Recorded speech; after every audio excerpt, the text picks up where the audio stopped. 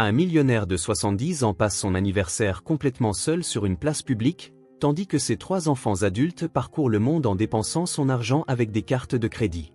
Lorsqu'une petite mendiante de 6 ans s'approche et découvre que c'est son anniversaire, elle est bouleversée. Comment peut-on passer son anniversaire seul? Le lendemain, elle réapparaît avec un petit gâteau d'anniversaire, pour lequel elle a dépensé ses dernières pièces, l'argent dont elle avait besoin pour manger. Touché par la générosité de l'enfant, le millionnaire prend une décision qui change tout, il bloque toutes les cartes de ses enfants. Ce qui se passe lorsqu'il le découvre est dévastateur. Avant de commencer l'histoire, n'oubliez pas de laisser un like et de vous abonner à la chaîne pour voir plus d'histoires comme celle-ci. Les feuilles dorées dansaient paresseusement dans l'air vif de l'après-midi, créant un tapis craquant sous les pieds des rares passants qui s'attardaient encore dans le parc central. Arthur Ashworth ajusta son pardessus en cachemire et soupira profondément, regardant la vapeur de son souffle se mêler à l'air froid de novembre. À 70 ans, cet homme élégant à la posture impeccable portait sur ses épaules le poids d'un empire commercial bâti sur 4 décennies, mais ses yeux révélaient une mélancolie que tout l'or du monde ne pouvait dissimuler. Assis seul sur un banc en fer forgé, Arthur observait les familles qui jouaient autour du petit espace vert. Des pères poussaient leurs enfants sur les balançoires tandis que des mères organisaient des pique-niques improvisés sur des couvertures colorées. Le son des rires d'enfants résonnait dans l'espace, créant une symphonie de bonheur qui ne faisait qu'intensifier la solitude grandissant dans sa poitrine, telle une blessure qui ne se refermerait jamais. Son téléphone restait silencieux dans la poche intérieure de sa veste. Aucun appel de ses enfants, aucun message affectueux, juste le vide assourdissant de relations devenues des transactions commerciales déguisées en liens familiaux. Edward, 45 ans, se trouvait sur une plage paradisiaque en Thaïlande. Marina, 42 ans, faisait la tournée des casinos de Monte-Carlo. Robert, le plus jeune à 38 ans, était parti pour une saison de ski dans les Alpes suisses. Tous généreusement financés par lui, tous absents lorsque leur présence comptait vraiment. L'odeur des feuilles sèches se mêlait à celle, lointaine, des marrons grillés, créant une atmosphère nostalgique qui transporta Arthur vers des souvenirs de l'époque où ses enfants étaient petits. Il se souvenait vaguement d'après-midi comme celle-ci, mais même alors, sa présence physique avait rarement coïncidé avec sa présence émotionnelle. Il y avait toujours une réunion urgente, un accord à conclure, un empire à étendre. C'est alors qu'elle apparut. Une petite fille, qui ne devait pas avoir plus de 6 ans, s'approcha timidement du banc où Arthur était assis. Ses pieds nus produisaient un bruissement presque imperceptible sur les feuilles sèches, et ses vêtements rapiécés contrastaient vivement avec l'élégance des lieux. Des cheveux bruns en désordre encadraient un petit visage sale, mais ses yeux brillaient d'une curiosité pure et innocente qu'Arthur n'avait pas vue depuis des décennies. « Excusez-moi, monsieur, dit-elle d'une voix douce mais hésitante, s'arrêtant à quelques pas. Est-ce que vous avez des enfants ?» La question frappa Arthur comme un coup de poing à l'estomac. Il leva les yeux du sol et croisa le regard sincère de l'enfant, sentant une boule se former dans sa gorge. Un instant, il songea à mentir, à inventer une excuse pour éviter la conversation, mais quelque chose dans la pureté de ce regard l'empêcha de fuir la vérité. « J'en ai 3, répondit-il, la voix aussi maîtrisée que possible. « Mais ils sont en voyage. » La fillette pencha la tête, traitant l'information avec le sérieux propre aux enfants. « En voyage où ?»« Dans des endroits très lointains, soupira Arthur. »« Très, très lointains. Et vous n'allez pas jouer, vous aussi ?» La question, d'une simplicité apparente, portait un poids dévastateur. Arthur sentit les mots se coincer dans sa gorge, incapable d'expliquer à une enfant de 6 ans la complexité de relations familiales qui s'étaient détériorées au fil des ans. Comment expliquer que ses enfants ne le voyaient que comme une source inépuisable de ressources financières? Comment lui dire que leur voyage était payé par lui, mais que sa compagnie n'était jamais souhaitée, ni même envisagée? Non, répondit-il finalement, sa voix à peine un murmure. Je ne vais pas jouer. La fillette fronça les sourcils, clairement troublée par la réponse. Elle fit un pas de plus, sa curiosité enfantine l'emportant sur toute timidité initiale. Pourquoi? Vous êtes triste? Arthur sentit les larmes lui monter aux yeux. Personne ne lui avait demandé s'il était triste depuis des années. Ses employés le traitaient avec une déférence professionnelle, ses partenaires ne discutaient que d'affaires, et ses enfants, eh bien, ses enfants ne demandaient tout simplement pas. Demain, c'est mon anniversaire, dit-il, ne sachant pas pourquoi il partageait cette information avec une inconnue. J'aurai 70 ans. Les yeux de la fillette s'écarquillèrent. 70 ans. Ouah! Vous allez faire une fête? Arthur secoua la tête, sentant le poids de la solitude écraser sa poitrine. Je vais probablement le passer seul. L'expression de pur choc sur le visage de l'enfant fut dévastatrice. Seul le jour de votre anniversaire? La voix de la fillette tremblait d'une indignation sincère. Mais ce n'est pas possible. Personne ne devrait être seul le jour de son anniversaire. Arthur observait, fasciné, comment cet enfant, qui n'avait manifestement presque rien dans la vie, montrait plus d'inquiétude pour son bien-être que ses propres enfants. Elle s'approcha encore plus près, et il put voir de petites larmes se former au coin de ses yeux bruns. « Comment t'appelles-tu » demanda Arthur, ressentant une véritable curiosité pour la première fois depuis des mois. « Sophia » répondit-elle en s'essuyant le nez sur la manche de son pull déchiré. « Et vous » ? « Arthur. Arthur Ashworth. » Sophia répéta le nom lentement, comme pour le graver dans sa mémoire. « Monsieur Arthur, demain, je vais faire quelque chose de très spécial pour vous. Je vous le promets. » Avant qu'Arthur ne puisse demander ce qu'elle prévoyait, Sophia s'enfuit en courant, ses pieds nus bruissant sur les feuilles sèches alors qu'elle disparaissait entre les arbres du parc. Arthur se retrouva de nouveau seul, mais quelque chose avait changé en lui. Pour la première fois depuis des années, quelqu'un avait montré un intérêt sincère pour son bonheur.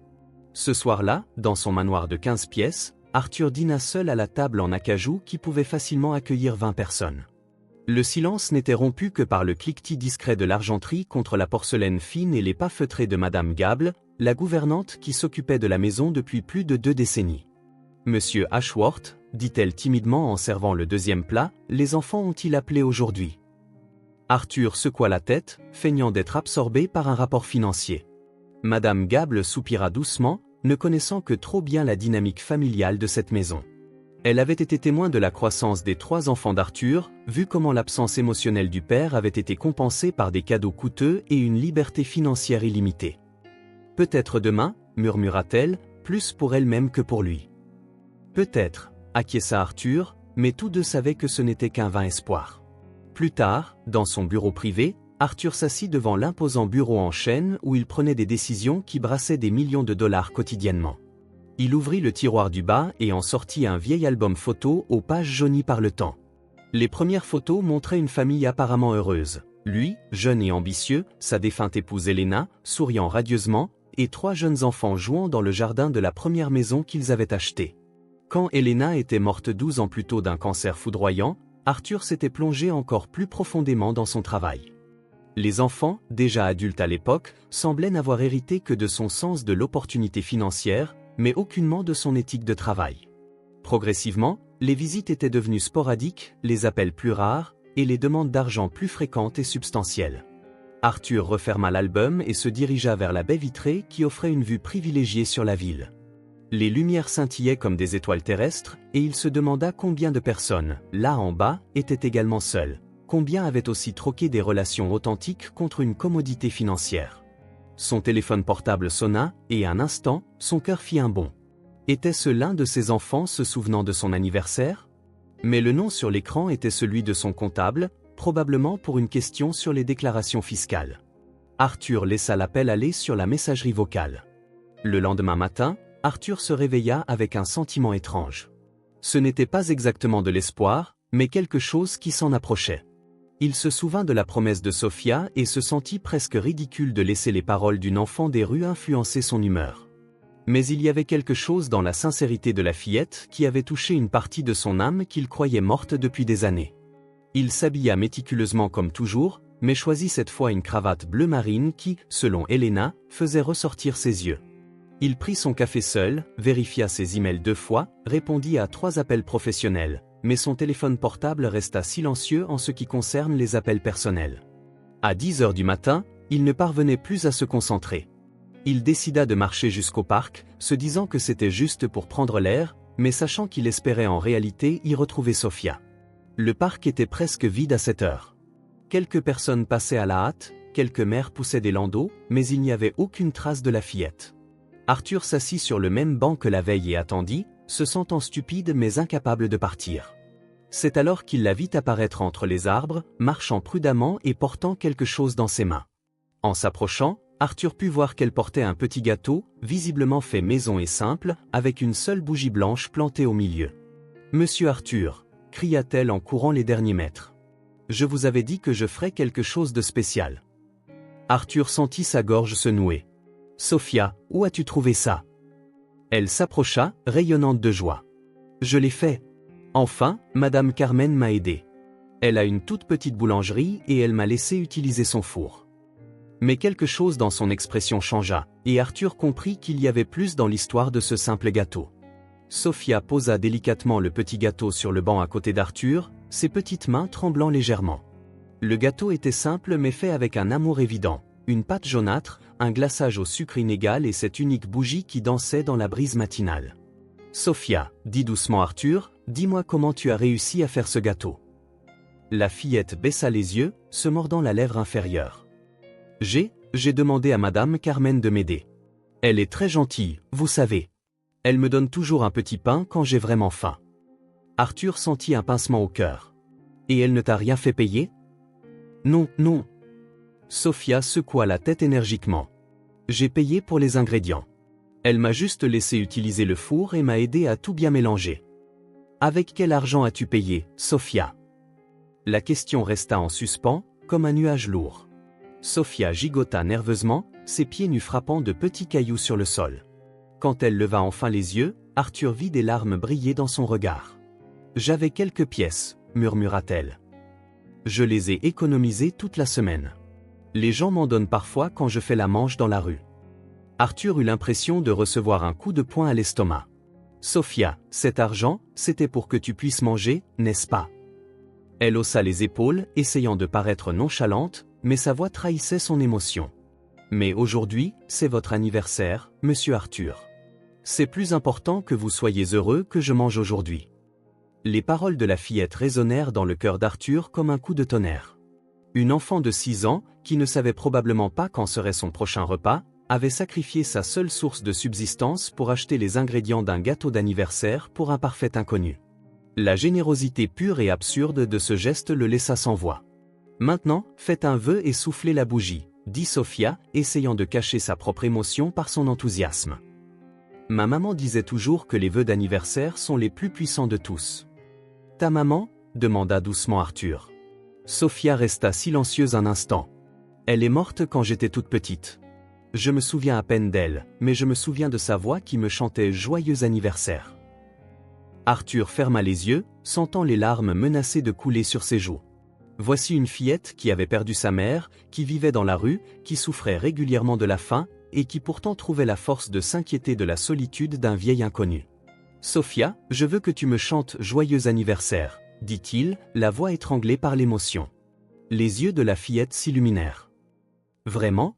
Vous voulez vraiment que je chante ?» Arthur hocha la tête, incapable de parler. Sophia s'essuya les mains sur son pull et prit une profonde inspiration. D'une voix douce mais tremblante, elle commença à chanter « Joyeux anniversaire, joyeux anniversaire, joyeux anniversaire cher monsieur Arthur, joyeux anniversaire ». En écoutant cette voix enfantine, Arthur sentit quelque chose se briser et se reconstruire en lui en même temps. Des larmes coulaient librement sur son visage, mais pour la première fois depuis des années, ce n'étaient pas des larmes de pure tristesse. C'étaient des larmes d'une émotion complexe qui mêlait la douleur, la gratitude et une sorte d'amour qu'il avait oublié. Quand Sophia eut fini de chanter, elle applaudit joyeusement. « Maintenant, faites un vœu et soufflez. » Arthur regarda la bougie vacillante, puis le visage impatient de la fillette. Il ferma les yeux et fit un vœu silencieux, non pas pour de l'argent, non pas pour le succès, mais pour une seconde chance de comprendre ce qui comptait vraiment dans la vie. Il souffla la bougie et Sophia poussa un cri de joie. « Maintenant, on mange le gâteau, » dit-elle en cassant la petite pâtisserie avec ses mains et en offrant la moitié à Arthur. « Sophia, ce gâteau est à toi, » dit Arthur. « C'est toi qui as dépensé ton argent pour le faire. »« Non, monsieur Arthur. Je l'ai fait pour vous. Et en plus, elle sourit malicieusement, mon ventre a l'habitude d'être vide. Le vôtre, non. » Arthur prit le morceau de gâteau qu'elle lui tendait, mais avant de manger, il posa une question qui allait tout changer. « Sophia, où sont tes parents? Où habites-tu » La fillette resta silencieuse un instant, mâchant lentement. « Mon papa, il travaillait pour une grande entreprise, mais il s'est fait licencier. Après ça, il est devenu très triste et il a commencé à boire. Un jour, il est parti et il n'est jamais revenu. Et où restes-tu maintenant ? Dans la rue, la plupart du temps. Parfois, je dors à l'église quand il fait vraiment froid, ou au foyer quand il y a un lit. Mais la rue, c'est plus libre, vous savez. Personne ne me donne d'ordre. Arthur ressentit une douleur physique dans sa poitrine. Quel âge as-tu, Sophia? 6 ans. J'aurai 7 ans en décembre. 6 ans. Le même âge qu'avait Édouard quand Arthur lui avait acheté son premier jouet coûteux, essayant de compenser une absence qu'il ne réalisait même pas qu'il créait. La différence était saisissante et dévastatrice. Sophia, je veux te poser une question importante, dit Arthur en choisissant ses mots avec soin. Aimerais-tu avoir une vraie famille? Les yeux de la fillette se remplirent de larmes, mais elle essaya de sourire. Tout le monde veut ça, monsieur Arthur. Mais certaines personnes, comme moi, n'ont pas le droit de choisir ces choses-là. C'est à ce moment-là qu'Arthur prit une décision qui allait changer leurs deux vies pour toujours. Arthur regarda Sophia droit dans les yeux, y voyant une pureté qu'il avait oublié exister dans le monde. La fillette finissait son morceau de gâteau, se léchant les doigts avec une satisfaction enfantine, complètement inconsciente du tourbillon d'émotions qui agitait le cœur de l'homme à ses côtés. « Sophia, dit-il enfin, je veux que tu viennes avec moi. Je vais te ramener chez moi, te donner un bain chaud, de la vraie nourriture, et nous parlerons de ton avenir. » La fillette arrêta de se lécher les doigts et le regarda avec un mélange d'espoir et de méfiance qui brisa le cœur d'Arthur. Il était clair qu'elle avait appris, au cours de ses quelques années de vie, que les offres trop généreuses cachaient généralement des coups. « Pourquoi » demanda-t-elle avec l'honnêteté brutale d'une enfant. « Vous ne me connaissez pas.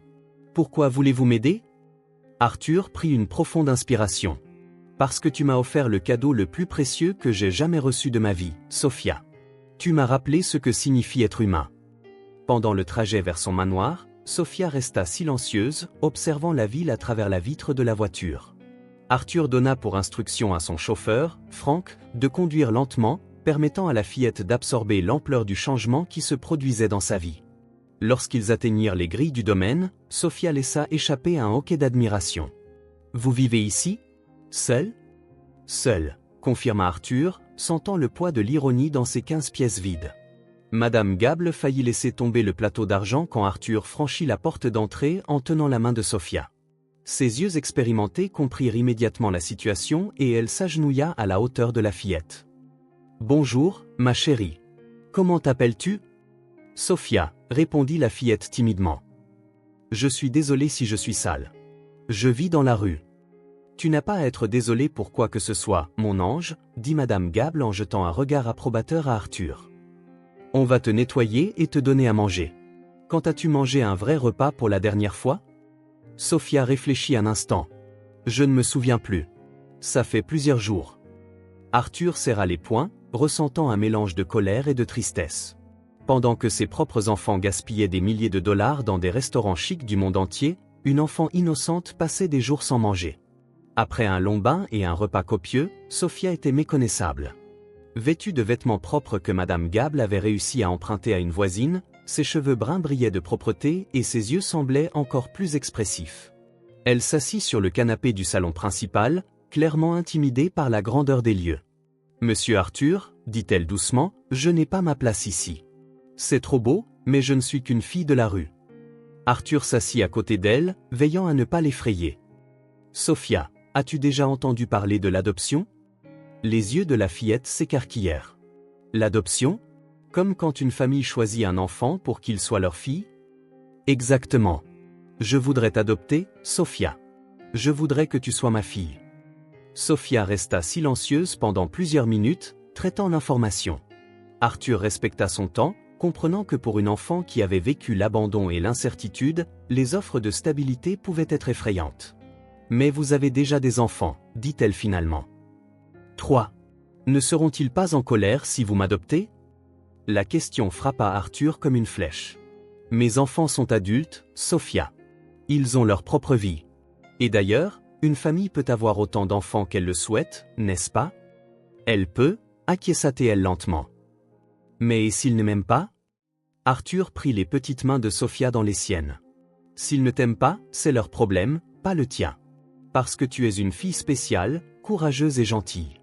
N'importe qui devrait se sentir chanceux de t'avoir dans sa famille. Cet après-midi-là, Arthur prit la décision la plus radicale de sa vie. Il appela son avocat personnel et entama les procédures légales d'adoption. Il chargea également son comptable de préparer un changement radical à son testament. Sophia serait incluse comme héritière légitime, avec les mêmes droits que ses enfants biologiques. Mais il y avait une décision encore plus spectaculaire qu'Arthur devait prendre. Pendant que Sophia jouait dans le jardin avec un ensemble de poupées que Madame Gable avait rapidement acheté, il s'enferma dans son bureau et fit quelque chose qu'il savait allait tout changer. Il bloqua toutes les cartes de crédit d'Édouard, de Marina et de Robert.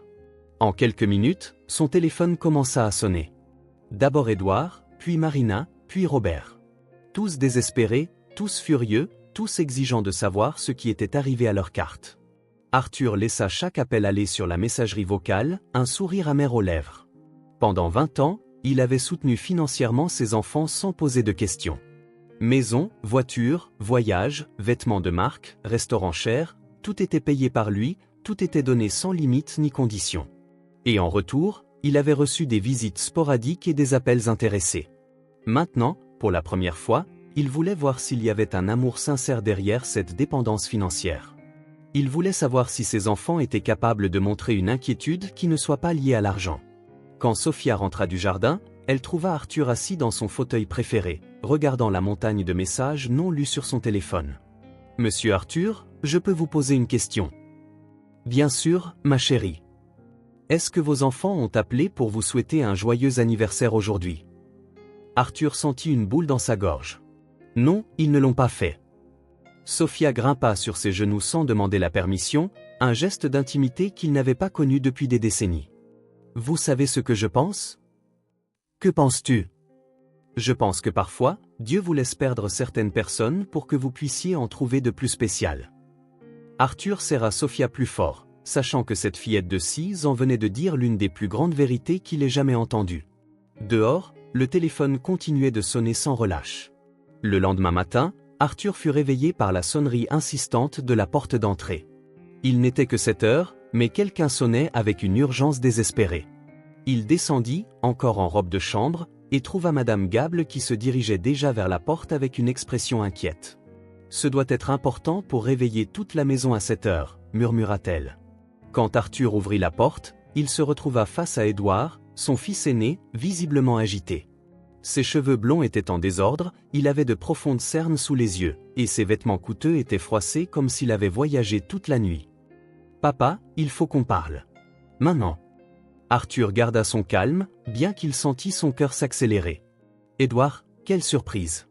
Je te croyais en Thaïlande. J'y étais, jusqu'à ce que ma carte soit refusée à l'hôtel hier. As-tu la moindre idée de l'humiliation que c'était ? J'ai dû emprunter de l'argent pour payer la note et acheter un billet de retour. »« Entre, » dit froidement Arthur. « Nous allons parler dans le salon. » Édouard entra en trombe, ses yeux balayant rapidement la pièce comme s'il cherchait des signes de changement. C'est alors qu'il vit Sophia descendre les escaliers, encore en pyjama, ses cheveux fraîchement lavés brillants dans la lumière du matin. « Qui est cet enfant ? » demanda Édouard, la voix empreinte de suspicion. « C'est Sophia, » répondit calmement Arthur. « Ma fille adoptive. » Le silence qui suivit fut assourdissant. Édouard resta figé, traitant l'information, son visage passant par une gamme d'expressions, la surprise, la confusion, et enfin, la pure colère. « Fille adoptive ? Papa, as-tu complètement perdu la tête ?» Sophia, sentant la tension dans l'air, se cacha derrière Arthur, ses petites mains agrippant fermement le PN de sa robe de chambre. Arthur posa une main protectrice sur l'épaule de la fillette. « Édouard, surveille tonton. Il y a une enfant présente. Une enfant que tu as décidé d'adopter sans consulter personne dans la famille. Papa, tu as 70 ans, qu'est-ce que c'est que cette folie ?» Arthur conduisit Sophia vers Madame Gable. « Madame Gable, pourriez-vous préparer un petit déjeuner pour Sophia ? Édouard et moi devons parler en privé. » Une fois seul, Édouard explosa. « Papa, tu ne peux pas être sérieux. Adopter une gamine des rues ? Sais-tu le genre de problème que ça peut apporter ? Quel genre de passé à cette fille ? Et quelle coïncidence qu'elle apparaisse juste au moment où tu décides de bloquer nos cartes. » Quelle coïncidence, en effet, dit Arthur, la voix glaciale. Une fillette de 6 ans qui élabore un plan magistral pour infiltrer notre famille avec un gâteau d'anniversaire. Ne sois pas sarcastique avec moi. Tu sais très bien qu'il y a des gangs qui utilisent des enfants pour monter des arnaques. Et même si ce n'est pas le cas, papa, pense à ton âge. Tu n'as pas l'énergie d'élever un enfant. Arthur se dirigea vers la fenêtre, regardant Sophia jouer dans le jardin avec un chiot en peluche que Madame Gable lui avait donné. La vue de cette petite fille courant librement sur la pelouse, riant pour la première fois depuis qu'il l'avait rencontrée, remplit son cœur d'une joie qu'il n'avait pas ressentie depuis des décennies. Édouard, en 70 ans, Sophia est la seule personne qui ait montré une véritable inquiétude pour moi. Elle a dépensé la dernière pièce qu'elle avait pour me faire un gâteau d'anniversaire. Quand as-tu fait quelque chose pour moi pour la dernière fois qui n'impliquait pas de demander de l'argent? Édouard rougit. Comment peux-tu comparer? Nous sommes tes enfants. Nous avons des droits. Des droits? Arthur se tourna pour faire face à son fils. Mais quel droit? Le droit de m'ignorer complètement, sauf quand vous avez besoin d'argent? Le droit de passer mon anniversaire en voyageant à mes frais pendant que je suis assis ici, seul? Papa, nous ne savions pas que tu voulais que nous soyons là. Tu n'as jamais demandé. Je ne devrais pas avoir à le demander, Édouard. Je ne devrais pas avoir à mendier l'attention de mes propres enfants. Édouard prit une profonde inspiration, essayant clairement de contrôler sa colère. Papa, soyons pratiques. Tu veux de l'attention, nous pouvons t'en donner plus. Tu veux que nous venions plus souvent, nous viendrons. Mais cette histoire d'adoption est ridicule. Annule-la maintenant, débloque nos cartes, et nous pourrons oublier que cette conversation a eu lieu. Arthur ressentit une profonde douleur dans sa poitrine. Même en situation de crise, Édouard ne pouvait penser qu'en termes transactionnels. Et si je dis non? Papa, tu es irrationnel. Marina et Robert sont en route aussi. Nous trois allons avoir une discussion sérieuse avec toi. Si nécessaire, nous contesterons ta capacité mentale à prendre des décisions financières. La menace plana dans l'air comme un poison. Arthur regarda le fils qu'il avait élevé, nourri, éduqué et soutenu pendant 45 ans, et vit un étranger mu uniquement par la cupidité. Tu me menaces, Édouard? Je protège les intérêts de notre famille, papa. Sois raisonnable. Tu as 3 enfants légitimes, tu n'en as pas besoin d'un autre, surtout d'une gamine à problème que tu as rencontrée hier. À ce moment précis, Sophia apparut à la porte du salon, les yeux grands ouverts et effrayés. Monsieur Arthur, je ne veux pas causer de problème. Je peux retourner dans la rue si c'est mieux. Arthur sentit quelque chose se briser en lui à ces mots. Une enfant de 6 ans offrant de renoncer à la première vraie chance de bonheur qu'elle ait jamais eue, juste pour éviter un conflit dans une famille qui n'était même pas la sienne. Édouard regarda Sophia avec dédain. Tu vois, elle comprend la situation mieux que toi, papa. Arthur s'agenouilla à la hauteur de Sophia, lui prenant ses petites mains. Sophia, tu ne vas nulle part. C'est ta maison maintenant. Et personne, il regarda directement Édouard, absolument personne ne te l'enlèvera. Papa, tu fais une erreur. Tu vas le regretter, dit Édouard en sortant son téléphone. J'appelle Marina et Robert. Nous 3 allons gérer ça. Alors qu'Édouard quittait la pièce, Sophia leva les yeux vers Arthur, des larmes dans le regard. Il me déteste, n'est-ce pas? Arthur serra la fillette dans ses bras, sentant sa propre colère monter comme jamais. Non, ma chérie. Il ne te déteste pas. Il a peur de toi. Peur de moi? Pourquoi? Parce que tu m'as montré ce qu'est le véritable amour, et ça effraie les gens qui ne connaissent que l'amour transactionnel. 2 heures plus tard, Marina et Robert arrivèrent ensemble, directement de l'aéroport. Marina, élégante même après un vol de nuit depuis Monte-Carlo, entra dans la maison comme si elle en était la propriétaire, ses talons résonnant sur le marbre du hall. Robert, plus jeune mais tout aussi arrogant, la suivait de près, tous deux dégageant la même indignation contenue qu'Édouard avait montrée. Arthur observa depuis la fenêtre de son bureau ses 3 enfants se rassembler dans le jardin, gesticulant avec animation et jetant parfois des regards vers la maison. Sophia était dans la bibliothèque, feuilletant un livre de contes de fées que Madame Gable avait trouvé, complètement inconsciente de l'ouragan qui se formait autour d'elle. « Monsieur Ashworth, » dit Madame Gable en entrant discrètement dans le bureau. « Il demande à vous parler dans le salon principal. » Tous les 3, ensemble. Arthur prit une profonde inspiration. « Très bien, Madame Gable. Il est temps d'affronter la tempête. » Quand il entra dans le salon, il trouva ses 3 enfants positionnés stratégiquement. Édouard se tenait derrière le canapé principal, Marina était assise élégamment dans un fauteuil en cuir, et Robert faisait les 100 pas, nerveusement. L'arrangement ressemblait plus à une réunion de conseil d'administration qu'à un rassemblement familial. « Papa, » commença Marina de sa voix douce mais calculée, « nous devons discuter de cette situation délicate. » Situation délicate, répéta Arthur, gardant un ton neutre. Faites-vous référence à ma décision d'adopter Sophia? Papa, soyons directs, l'interrompit Robert, arrêtant sa marche. Tu traverses une période difficile. C'est compréhensible, à 70 ans, la solitude peut conduire à des décisions impulsives. Arthur s'assit dans son fauteuil préféré, le même sur lequel Sophia avait grimpé la veille. Décisions impulsives. Un choix de mots intéressant. Marina se pencha en avant, adoptant un ton plus maternel. Papa, nous sommes inquiets pour toi. Peut-être as-tu besoin de plus de compagnie, de plus d'attention. Nous pouvons arranger ça. Nous pouvons engager un compagnon professionnel, quelqu'un de formé pour s'occuper des personnes de ton âge. Quelqu'un de formé, murmura Arthur, comme si j'étais un animal de compagnie. Édouard s'avança, sa patience clairement à bout. Papa, assez de drame. La situation est simple. Tu as rencontré une gamine des rues hier et tu as décidé de l'adopter. C'est de toute évidence une décision émotionnelle et irrationnelle. Annule le processus, débloque nos cartes, et nous pourrons discuter de manière plus appropriée pour toi de gérer ta solitude. Et si je refuse? Les trois enfants échangèrent un regard, une communication silencieuse qu'Arthur reconnut immédiatement. Ils avaient répété cela. Marina reprit la parole, sa voix maintenant plus ferme. Papa, tu montres des signes clairs de jugement altéré. Des décisions financières impulsives, la formation d'attachements inappropriés à des étrangers, l'isolement social. L'isolement social, Arthur faillit rire. Mais vous trois avez passé les 5 dernières années à m'ignorer complètement. Nous avons nos propres vies, se défendit Robert, mais ça ne veut pas dire que nous ne nous soucions pas de toi. Vraiment? Quand l'un de vous m'a-t-il rendu visite pour la dernière fois sans demander d'argent?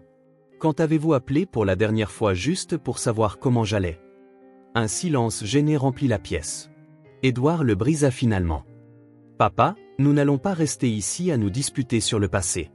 Le fait est que tu es sur le point de commettre une erreur qui nuira à toute la famille.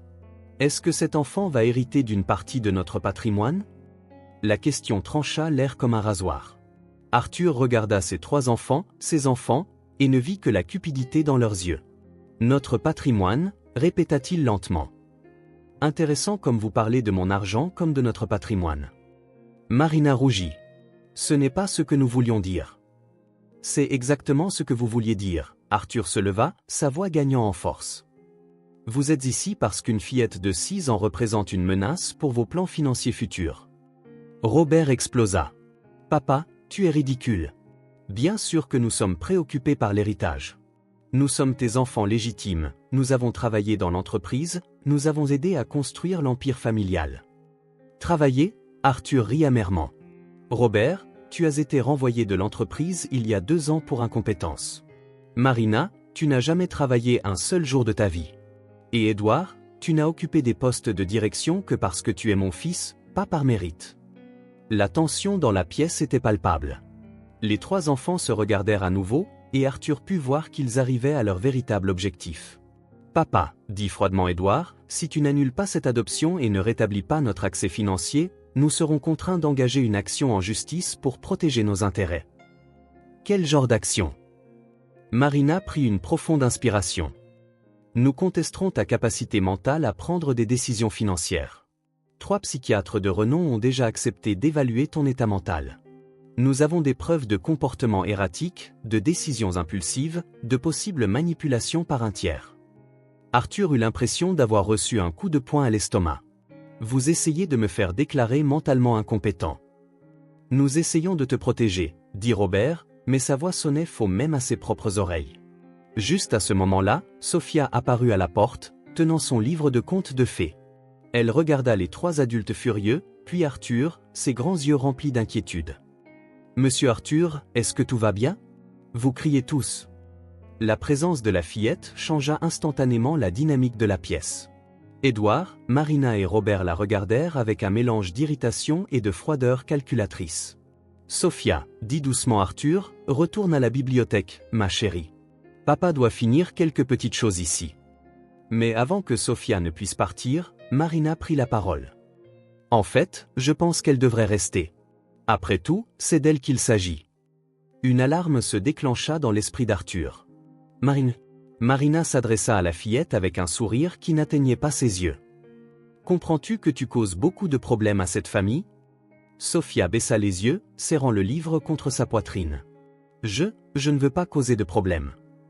Bien sûr que non, dit Édouard sarcastiquement. Quelle gamine des rues ne voudrait pas vivre dans un manoir? Arthur se leva brusquement. Assez. Sortez de ma maison. Maintenant. Mais ses enfants ne bougèrent pas. Robert fit un pas en avant, sa voix lourde d'une menace. Papa, tu as un choix simple. Ta vraie famille, ou une enfant que tu connais depuis 2 jours. L'ultimatum de Robert resta en suspens dans l'air, comme une sentence de mort. Arthur regarda Sophia, qui se tenait dans l'encadrement de la porte, des larmes silencieuses coulant sur ses joues, puis les 3 enfants qu'il avait élevés et aimés inconditionnellement. Le choix qu'il lui présentait était cruel et calculé. Une vraie famille, répéta lentement Arthur, la voix épaisse d'une douleur profonde. Vous pensez que vous êtes ma vraie famille? Nous sommes tes enfants biologiques, dit froidement Marina. Cela ne peut pas être changé par un caprice sentimental. Arthur se dirigea vers Sophia et s'agenouilla à côté d'elle, essuyant ses larmes avec son pouce. Sophia, ma chérie, peux-tu aller dans ta chambre? Je dois finir cette conversation. Sophia hocha la tête et murmura. Monsieur Arthur, si c'est mieux pour tout le monde, je peux partir. Je ne veux pas que votre famille soit détruite à cause de moi. La générosité absurde de l'enfant, même au milieu de sa propre douleur, frappa Arthur comme un éclair. Il la serra fort dans ses bras et lui murmura à l'oreille, « Tu ne vas nulle part. Je te le promets. » Après le départ de Sophia, Arthur se leva et fit face à ses 3 enfants avec une expression qu'il n'avait jamais vue auparavant, un mélange de profonde déception et de résolution de fer. « Une vraie famille, murmura-t-il. Vous voulez savoir ce qu'est une vraie famille? Je vais vous le dire. » Arthur se dirigea vers son bureau et sortit un dossier qu'il avait préparé la veille. « Edward, te souviens-tu de Karl Peterson ?» Édouard fronça les sourcils. « Le comptable qui travaillait avec nous? Celui que vous avez licencié? » « Vous avez licencié, corrigea Arthur. J'étais en voyage d'affaires. À mon retour, j'ai découvert que vous 3 aviez licencié 15 employés fidèles, dont Karl. » Marina se tortilla mal à l'aise sur sa chaise. « Papa, c'était des coupes nécessaires pour augmenter l'efficacité. » Karl était dans l'entreprise depuis 40 ans, poursuivit Arthur, ignorant l'interruption. 40 ans de dévouement absolu. Quand vous l'avez licencié, vous avez prétendu qu'il détournait des fonds. C'était un mensonge, n'est-ce pas? Un silence tendu emplit la pièce. « Papa, où veux-tu en venir? » demanda Robert avec impatience. Arthur ouvrit le dossier et en sortit un certificat de naissance. Sophia Peterson. Fille de Karl Peterson et de Maria Peterson. Le sang quitta le visage d'Édouard. Non, ce n'est pas possible. Karl n'a pas pu retrouver de travail après que vous ayez répandu des rumeurs sur son intégrité. Il a commencé à boire, a perdu sa maison, a perdu sa famille. Maria est morte de chagrin et de désespoir. Karl a disparu, laissant Sophia seule au monde. Marina se leva brusquement. « Papa, même si c'est vrai? » « Vrai ?» explosa Arthur. « Vous avez détruit une famille entière pour économiser un salaire. Vous avez créé une orpheline. Et maintenant, cette orpheline, sans savoir qui j'étais, a dépensé ses dernières pièces pour me faire un gâteau d'anniversaire. » Robert tenta de garder son sang-froid. « Papa, tu es dramatique. Les décisions d'affaires sont difficiles, mais... » « Mais rien, hurla Arthur. « Vous ne vous êtes pas arrêté là. J'ai trouvé d'autres choses hier soir. » Il sortit d'autres documents du dossier. « Vous vous souvenez de la Fondation Espoir, celle que j'ai créée pour aider les enfants dans le besoin? » Les 3 enfants s'échangèrent un regard nerveux. « J'ai découvert que vous avez détourné 80% des dons vers des comptes personnels. Des enfants ont eu faim pendant que vous financiez vos voyages de luxe avec l'argent destiné à la charité. » Marina devint pâle. « Papa, on peut expliquer? Et la maison de retraite que je parrainais? Cet argent a aussi fini sur vos comptes. Des dizaines de personnes âgées ont été déplacées dans des installations insalubres parce que vous avez volé les fonds destinés à leurs soins. » Édouard tenta une dernière défense. « Papa, tu exagères.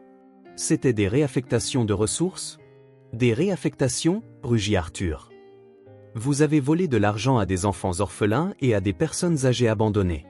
Vous avez transformé ma générosité en votre source de revenus personnels. » Il s'avança vers Édouard, les yeux flamboyants de rage. « Et savez-vous ce qui est le plus ironique? L'enfant dont vous avez détruit la famille montre maintenant plus d'amour pour moi que vous trois réunis. Robert essaya de reprendre le contrôle. Papa, même si nous avons fait des erreurs par le passé, nous sommes toujours ta famille. Cette fille est une étrangère. Une étrangère? Arthur rit amèrement. Sophia me connaît depuis 2 jours et m'a déjà montré plus d'inquiétude sincère que vous en 5 ans. Elle a sacrifié son seul repas pour m'apporter de la joie. Quand l'un de vous a-t-il sacrifié quoi que ce soit pour moi pour la dernière fois? Marina tenta un dernier appel émotionnel. Papa, nous avons fait des erreurs, mais nous pouvons changer. Nous pouvons être meilleurs. Pouvez-vous, ou dites-vous seulement cela parce que j'ai coupé l'argent? Silence embarrassant. Arthur prit une profonde inspiration, sa décision prise. Sortez. Sortez de ma maison. Maintenant. Papa, tu ne peux pas être sérieux, dit Édouard désespérément. Je n'ai jamais été plus sérieux de ma vie. Vous avez 5 minutes pour quitter ma propriété. Robert explosa. Papa, tu le regretteras. Nous irons devant les tribunaux, nous prouverons que tu es manipulé. Arthur se dirigea vers la porte et l'ouvrit. Faites ce que vous voulez. Mais faites-le loin d'ici. Marina passa devant lui en murmurant venimeusement, cet enfant te détruira, papa. Et quand elle le fera, ne reviens pas nous supplier. Édouard s'arrêta à la porte, sa dernière carte sur la table. Papa, si tu continues avec cette folie, tu perdras tes 3 enfants pour toujours. Arthur le regarda droit dans les yeux. Édouard, je vous ai perdus tous les 3 il y a bien longtemps. J'étais juste dans le déni. Après le départ de ses enfants, Arthur trouva Sophia assise dans les escaliers, ayant clairement entendu une partie de la dispute. Elle courut vers lui, le serrant à la taille. Monsieur Arthur, je suis tellement désolé. Je ne savais pas que mon papa travaillait pour vous. Arthur s'agenouilla et serra la fillette dans ses bras, sentant des larmes couler sur ses propres joues. Sophia, ce n'est pas ta faute. Rien de tout ça n'est de ta faute. Vont-ils vraiment essayer de vous séparer de moi? Arthur regarda dans les yeux de l'enfant qui était devenue plus importante pour lui que ses propres enfants biologiques. Ils peuvent essayer, ma chérie. Mais je me battrai pour toi de toutes mes forces. Et s'ils gagnent? Arthur prit le petit visage de Sophia entre ses mains. Alors nous y ferons face ensemble. Parce que nous sommes une vraie famille, maintenant. Dehors, le bruit des voitures qui s'éloignaient résonna dans le matin, mais Arthur savait que ce ne serait pas la dernière fois qu'il verrait ses enfants biologiques. La guerre ne faisait que commencer. Dans les jours qui suivirent la confrontation, Arthur tenta de créer une routine normale pour Sophia. Il l'inscrivit dans une école privée voisine, lui acheta des vêtements convenables, des jouets, des livres, tout ce dont une fillette de 6 ans aurait besoin pour commencer une nouvelle vie. Mais sous l'apparente normalité, il savait qu'une tempête se préparait. Les premiers signes vinrent par l'intermédiaire de son avocat, Alan Ramsey, qui appela un jeudi matin pluvieux. « Arthur, je dois te voir d'urgence. Il y a des développements que tu dois connaître. » 1 heure plus tard, M. Ramsey était assis dans le salon d'Arthur, tenant une pile de documents juridiques avec une expression grave. « Tes enfants ont engagé Sterling, Price et Associés. C'est le meilleur cabinet de droit de la famille de la ville. Arthur, il ne plaisante pas. » Arthur leur servit du café, les mains tremblant légèrement. Que allait-il exactement? Incapacité mentale progressive, influence indue d'un tiers, décisions financières irrationnelles. Monsieur Ramsey marqua une pause. Arthur, ils ont 3 psychiatres prêts à attester que tu montres des signes de démence sénile. Des psychiatres qui ne m'ont même pas examiné. Des psychiatres qui ont analysé ton comportement récent sur la base des rapports de tes enfants. L'adoption soudaine, l'isolement social, les décisions financières impulsives. Arthur rit amèrement. L'isolement social? Ils m'ont ignoré pendant des années et maintenant ils l'utilisent contre moi. Il y a plus, Arthur. Ils allèguent que Sophia fait partie d'un complot plus vaste pour profiter de ton état mental vulnérable. Un complot? Une enfant de 6 ans? Monsieur Ramsey hésita. Ils ont engagé un détective privé. Ils essaient de trouver des preuves que Sophia a été placée pour te manipuler. Arthur sentit la colère monter dans sa poitrine. Quel genre de personnes font ça à une enfant innocente? Des personnes désespérées, Arthur. Et tes enfants sont très désespérés.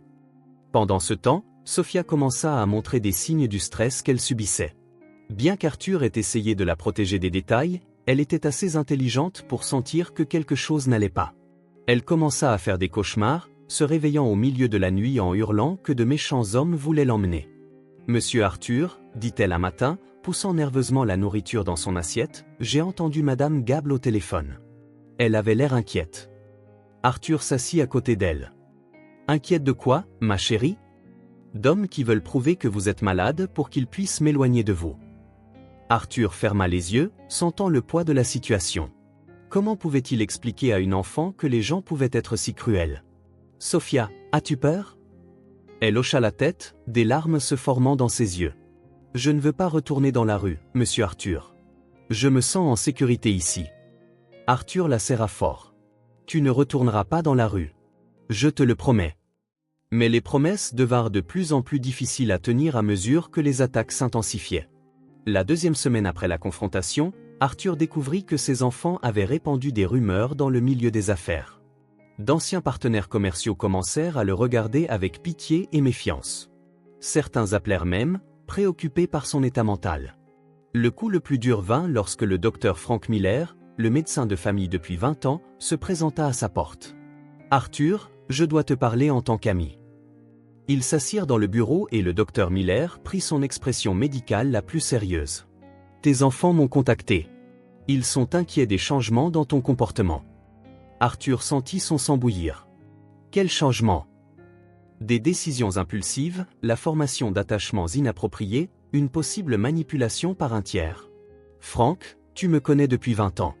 Te semble-t-il que je suis mentalement incompétent ? » Le docteur Miller hésita. « Arthur, la vérité est que adopter un enfant à 70 ans, surtout un enfant des rues que tu viens de rencontrer, c'est quoi ? Insensé ? C'est inhabituel. Et tes enfants ont le droit d'être inquiets. » Arthur se leva et se dirigea vers la fenêtre. « Frank, quand mes enfants ont-ils montré la moindre inquiétude pour moi pour la dernière fois ?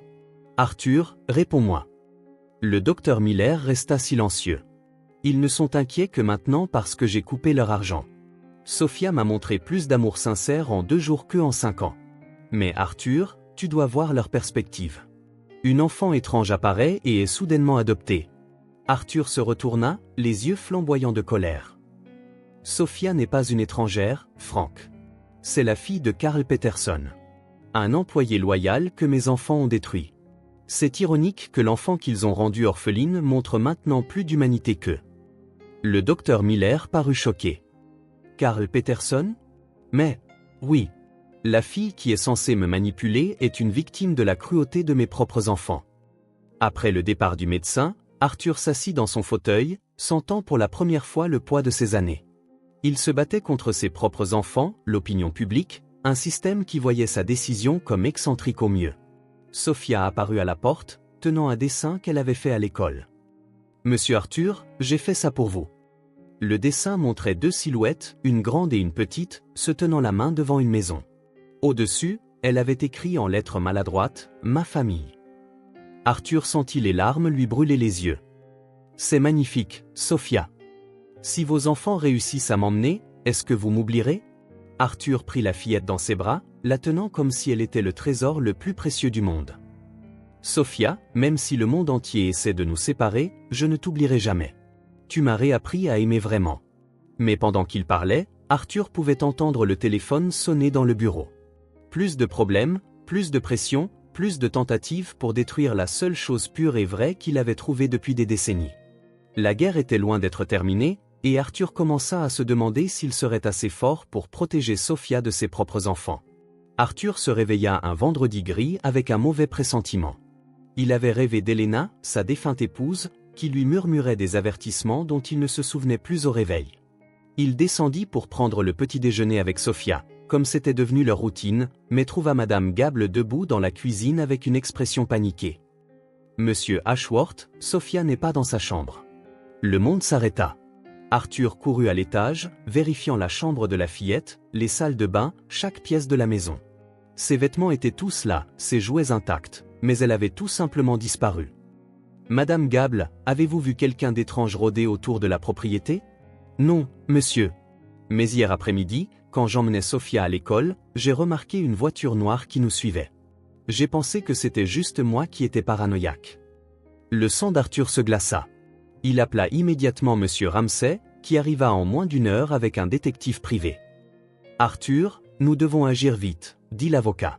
« Si tes enfants sont impliqués là-dedans ?»« Bien sûr qu'ils sont impliqués », explosa Arthur. « Qui d'autre aurait une raison de faire disparaître Sophia ?» L'enquêteur, un homme d'âge moyen nommé Marcus Thorne, posa des questions détaillées sur la routine de Sophia, les menaces possibles et le comportement récent des enfants d'Arthur. « Monsieur Ashworth, légalement, vos enfants ne peuvent pas simplement kidnapper l'enfant. Mais ils ont peut-être utilisé d'autres moyens. » Quels moyens ? Pression psychologique, intimidation, voire corruption des autorités locales s'ils peuvent prouver que Sophia est dans une situation à risque avec vous. Arthur ne put supporter d'en entendre plus. Il quitta la maison et se rendit directement à l'hôtel où il savait qu'Edward séjournait. Il fit irruption dans le hall comme un ouragan, ignorant les protestations du concierge. « Où est Sophia ?» hurla-t-il quand Edward ouvrit la porte de sa chambre d'hôtel. « Papa, de quoi parles-tu ? Sophia a disparu. Où est-elle » Edward afficha un masque de fausse inquiétude. « Papa, c'est terrible. Une enfant disparue. As-tu appelé la police ?» Arthur étudia le visage de son fils, cherchant un signe.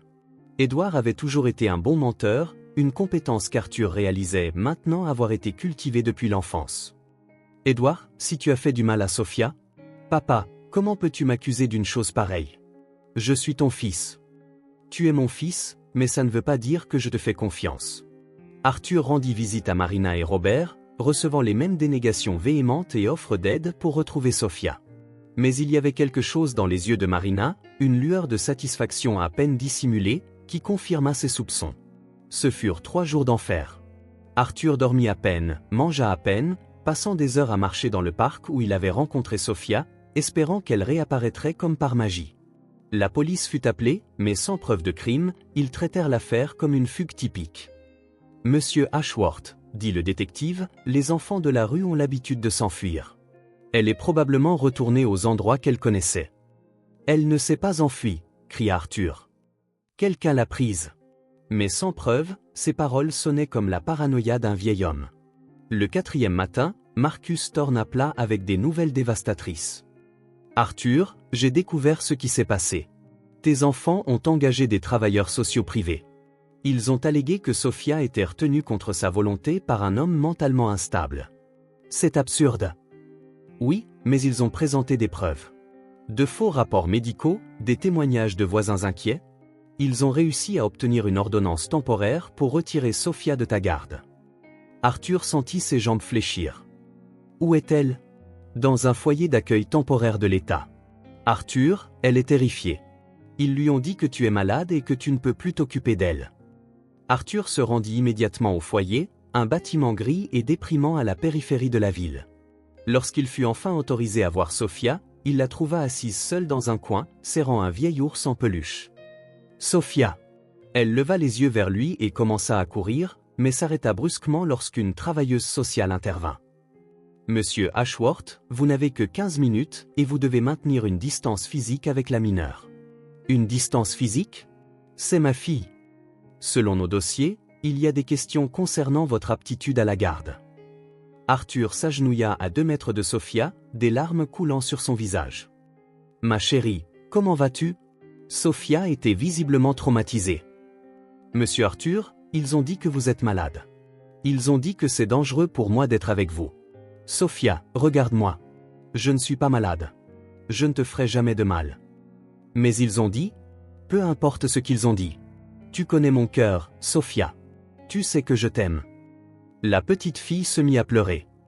Monsieur Arthur, je veux rentrer à la maison. C'est effrayant ici. Les autres enfants sont méchants et je dors dans une chambre avec 10 filles. Il y en a une qui me tire les cheveux la nuit. Une rage pure traversa les veines d'Arthur. Ses propres enfants avaient mis Sophia, une enfant qui avait subi l'abandon toute sa vie, dans une situation traumatisante une fois de plus.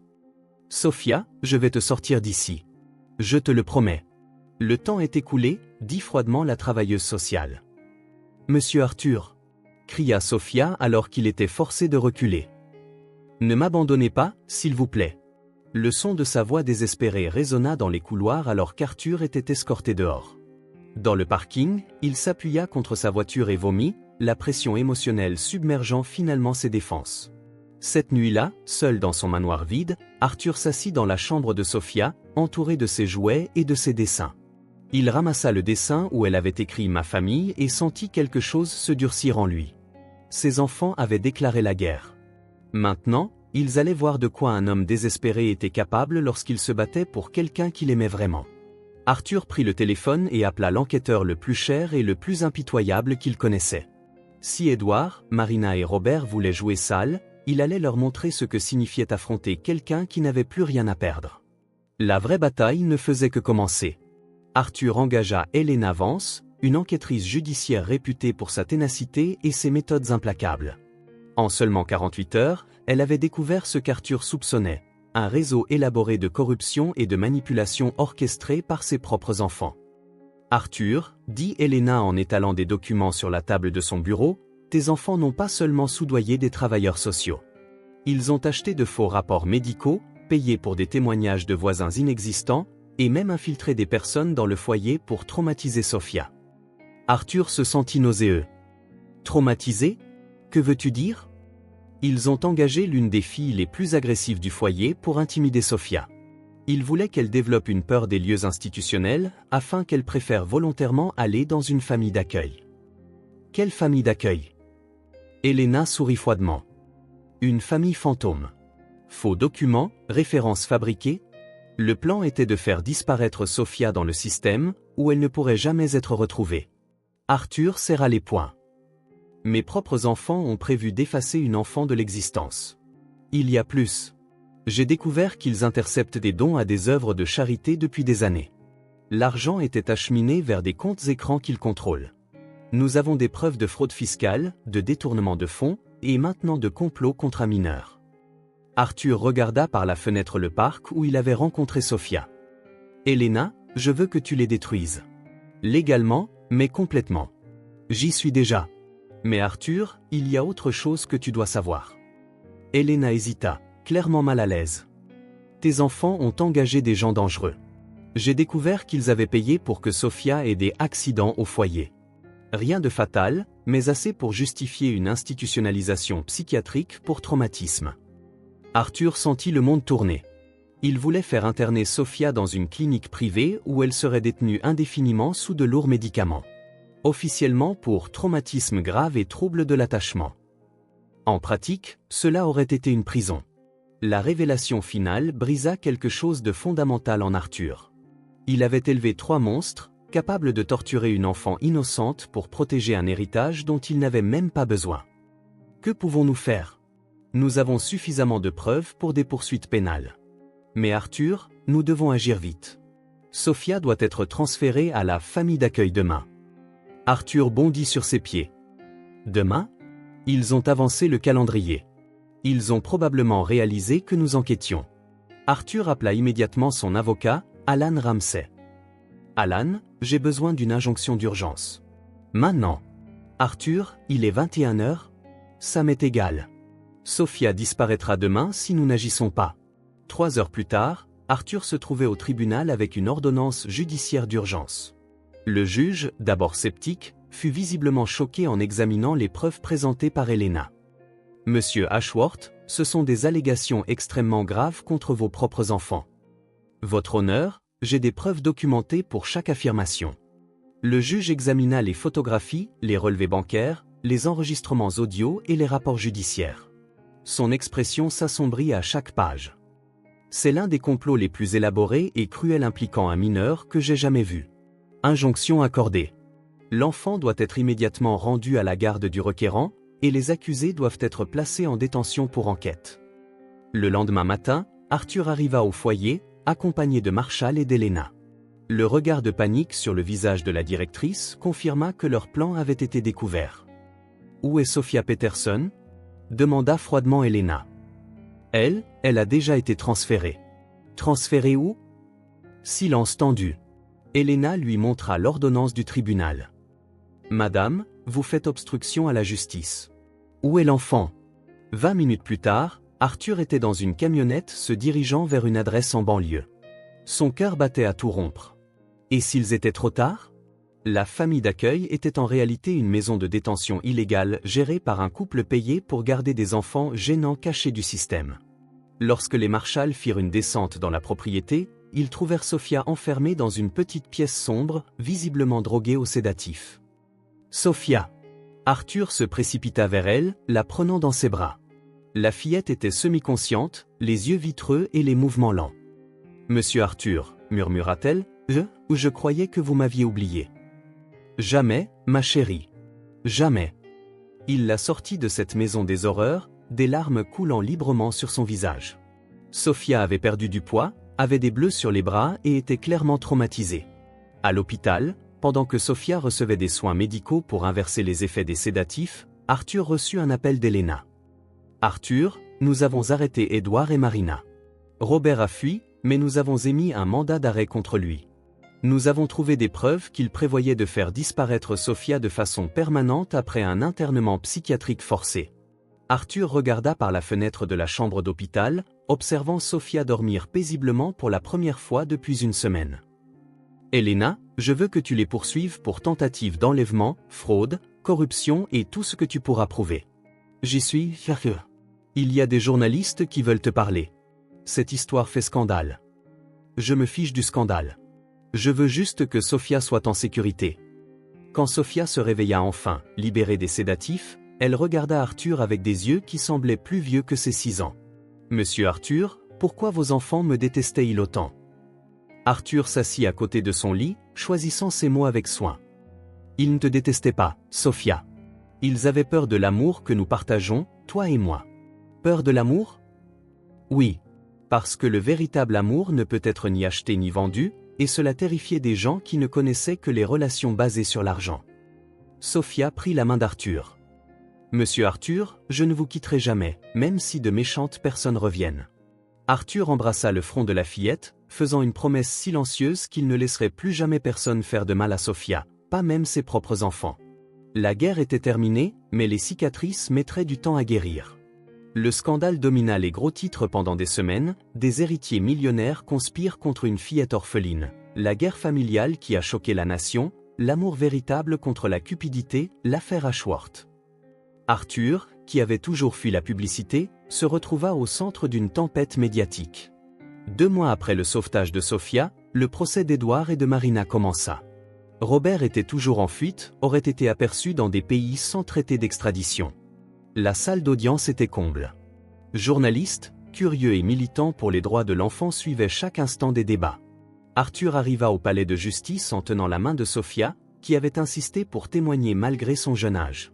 La fillette, qui avait maintenant l'air en meilleure santé après des mois de soins médicaux et psychologiques, portait une simple robe bleue que Madame Gable avait choisie pour l'occasion.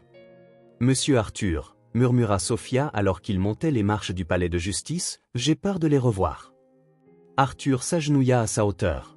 « Sophia, tu es la personne la plus courageuse que je connaisse. Tu as dépensé tes dernières pièces pour me rendre heureux. Tu as tenu tête à de méchantes personnes qui ont essayé de te faire du mal. Tu peux tout faire. » Édouard et Marina furent amenés, menottes au poignet. Marina évitait tout contact visuel, mais Édouard regarda directement Arthur avec un mélange de haine et de désespoir qui fit se cacher Sophia derrière son père adoptif. Le procureur, Charles Masson, présenta un dossier accablant. Des relevés bancaires montraient des transferts de millions de dollars de fonds caritatifs vers les comptes personnels des accusés. Des enregistrements audio révélaient des conversations où ils planifiaient de neutraliser Sophia de façon permanente. Des témoins confirmèrent les pots de vin versés au personnel du foyer et aux fonctionnaires. « Votre honneur, » déclara M. Masson lors de son réquisitoire, « il ne s'agit pas seulement d'une affaire de fraude financière. C'est l'histoire de la façon dont la cupidité peut corrompre les liens familiaux les plus fondamentaux, menant des personnes à torturer une enfant innocente. » L'avocat de la défense tenta de soutenir qu'Édouard et Marina avaient agi par inquiétude sincère pour la santé mentale d'Arthur, mais les preuves étaient trop accablantes pour laisser place au moindre doute raisonnable. Le moment le plus dramatique survint lorsque Sophia fut appelée à témoigner. Le juge créa un environnement spécial pour elle, une petite chaise, une poupée à serrer et la permission pour Arthur de rester à proximité. « Sophia, » dit doucement le procureur, « peux-tu me dire ce qui s'est passé quand tu as quitté la maison de M. Ashworth ?» Sophia parla d'une voix claire mais faible. « Des hommes sont venus et ont dit que Monsieur Arthur était malade. Ils ont dit que c'était dangereux pour moi d'être avec lui. Les as-tu crus? Au début, oui. Mais ensuite, je me suis souvenu des yeux de Monsieur Arthur quand il me regardait. Il n'a jamais eu des yeux de méchante personne. Beaucoup dans la galerie essuyèrent des larmes. Sophia, peux-tu me parler de l'endroit où ils t'ont emmené après ça? La fillette prit une profonde inspiration. C'était sombre et froid. Il y avait une grande fille qui me tirait les cheveux toutes les nuits. Les grands me donnaient des médicaments qui me rendaient la tête toute bizarre. Édouard tenta de se lever. Elle invente tout ça. Silence, le juge frappa de son marteau. Monsieur Ashworth, une autre interruption et vous serez expulsé de cette salle d'audience. Sophia continua son témoignage avec un courage qui impressionna tout le monde. Elle décrivit les jours au foyer, la peur constante, les cauchemars, et toujours l'espoir qu'Arthur viendrait la chercher. Sophia, demanda finalement le procureur, veux-tu continuer à vivre avec Monsieur Ashworth? Les yeux de la fillette s'illuminèrent. Oui. C'est mon vrai papa. Pas parce qu'on est né dans la même famille, mais parce qu'il a choisi de m'aimer. Quand ce fut au tour d'Arthur de témoigner, il fit quelque chose d'inattendu. Au lieu d'attaquer directement ses enfants, il raconta l'histoire de la façon dont Sophia avait changé sa vie. Votre honneur, pendant 40 ans, j'ai bâti un empire commercial. J'ai accumulé la richesse, le pouvoir, l'influence. Mais jusqu'à ce que je rencontre Sophia, je n'avais jamais connu l'amour inconditionnel. Arthur regarda Édouard et Marina. Mes enfants biologiques me voyaient comme une ressource. Sophia m'a vu comme un être humain seul qui avait besoin d'affection. Monsieur Ashworth, demanda le juge, pardonnez-vous à vos enfants ce qu'ils ont fait? Arthur resta silencieux un long moment. Votre honneur, je leur pardonne de m'avoir fait du mal. Mais je ne peux pas leur pardonner d'avoir torturé une enfant innocente. Certaines choses sont impardonnables. Le procès dura 3 semaines. Des témoins racontèrent le caractère exemplaire d'Arthur, la transformation positive de sa vie après l'adoption de Sophia, et la cruauté calculée des crimes commis contre elle. Au moment des verdicts, Édouard et Marina furent déclarés coupables de fraude, de corruption, de complot et de cruauté envers un mineur. Édouard fut condamné à 8 ans de prison, Marina à 6. Après la lecture de la sentence, Édouard cria à travers la salle d'audience, « Papa, tu as détruit ta propre famille pour une étrangère. » Arthur se leva, tenant Sophia dans ses bras. « Édouard, tu ne comprends pas. Je n'ai pas détruit ma famille. J'en ai enfin trouvé une. » Dehors, les journalistes entourèrent Arthur et Sophia. Un reporter demanda, « Monsieur Ashworth, quel est votre message pour les autres familles confrontées à des conflits similaires ?» Arthur regarda Sophia, qui jouait avec un petit ours qu'il lui avait acheté. « Mon message est simple. La famille ne se définit pas par le sang, mais par l'amour. Et le véritable amour reconnaît toujours le véritable amour. » Sophia tira sur la manche d'Arthur. « Papa, on peut rentrer à la maison maintenant? Je veux montrer à Madame Gable mon nouveau dessin. » Arthur sourit pour la première fois depuis des mois, ressentant une véritable paix. « Bien sûr, ma chérie. Rentrons à la maison. » Alors qu'il se dirigeait vers la voiture, Sophia demanda, « Papa, es-tu triste pour tes autres enfants ?» Arthur réfléchit attentivement à sa réponse. « Je suis triste pour ce qu'ils sont devenus, Sophia. Mais je ne suis pas triste pour la famille que nous avons trouvée. » La fillette hocha la tête avec la sagesse particulière des enfants. « Parfois, Dieu vous laisse perdre les mauvaises personnes pour que vous puissiez trouver les bonnes. » Avait parfaitement résumé la leçon la plus importante de sa vie. 6 mois après le procès, Arthur fit face à la décision la plus importante de sa vie. Assis dans son bureau un après-midi pluvieux de novembre, il contemplait 2 documents qui définiraient l'avenir de sa famille. Une nouvelle version de son testament et les papiers de transfert de la moitié de sa fortune. Sophia était à l'école, vivant enfin une enfance normale.